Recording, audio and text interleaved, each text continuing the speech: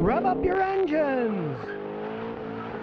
Now I'm Tran. What do you think of the 2018 Ford F-150 5-liter with the 10-speed automatic transmission? Now, it's a new vehicle, and no one can say exactly what a new vehicle is going to do because time tells the truth. You wait a few years to see what's happening, but that 10-speed transmission has been out a little while, and it really hasn't any problems. The only problem that I've seen in them is you take them back for free and they reprogrammed it because they had the programming for the shifting a little bit off. But they're very strong transmissions. They have a lot of acceleration, and for vehicles like that, they get the best gas mileage you can possibly get. They're using that 10-speed, the same transmission in the Mustang. Chevy Camaro's using the same transmission because it was kind of a deal with GM and Ford for a very short period of time, got together and wanted to make that 10-speed transmission. And so it's a very good transmission too. I'd have no qualms if I needed a big truck to get something like that. Rick Stucky says, Scotty, I got a 99 Jeep Cherokee. It runs okay, needs a new exhaust manifold. It's loud when you start it. I like to change it. Would you put a stock one or go with a header? Love your show. I'd go stock. Now, you don't have to buy one from the factory. It costs a fortune. There's aftermarket companies that make those things that make excellent products, so you don't have to buy stock. But you don't want to put a header on, because if you change the exhaust flow to make it run correctly, you're going to have to find a very good professional mechanic who's got a 5-gas analyzer, a dynamometer, and knows how to reprogram computers. It's very complex stuff to make a modern car run fine. Stick to the stock manifold.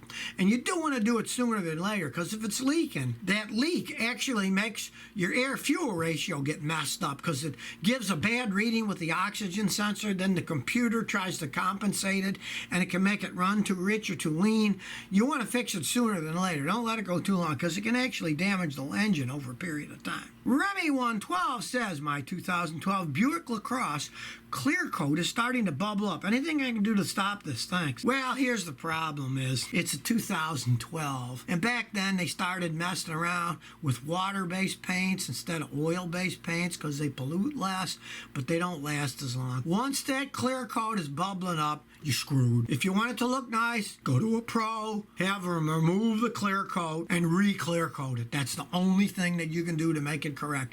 If it's in little tiny areas, you can try it yourself, but you can never match the sheen perfectly without painting the whole area.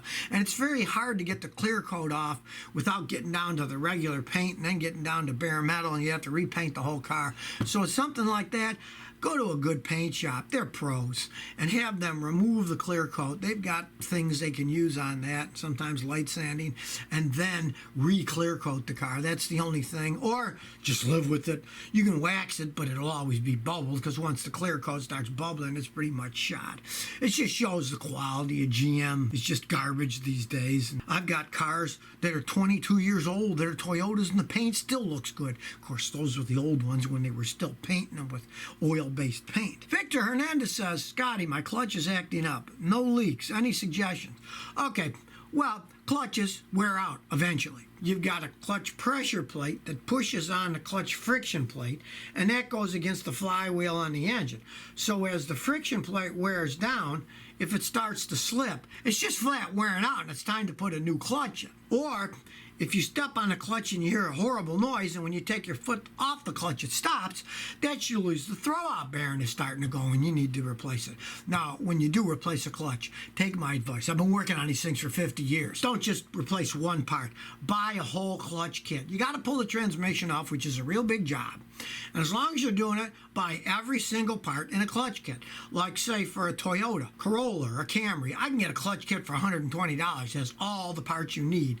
And do that. Don't just buy one piece versus another. When it does need a clutch, change it all out. Then you don't have to think about it for years and years. Alec B says, Scotty, my '04 Camry makes a strange sound when I lift off the brake pedal. I think it's coming from the rear drum brakes. It doesn't sound like a screech, and it's quieter when I drive in the rain. If you lift it off and it's coming from the back, first thing you want to do, take off the wheels and take off the drums. Look inside. Could be they're just flat wearing out. It's got to be an older car. It's, 15 years old, because they all got disc brakes on the back now. And sometimes the springs get worn or break. Just take it off and check it out. I've got a thing replacing drum brakes on your car. You can watch that video on YouTube, and it'll show you how to do the stuff. It's not that hard to do. The only special tool you need is a brake spring remover tool, and you get those at AutoZone for $12. They don't cost all that much money. So if you never want to miss another one of my new car repair videos, remember to ring that bell.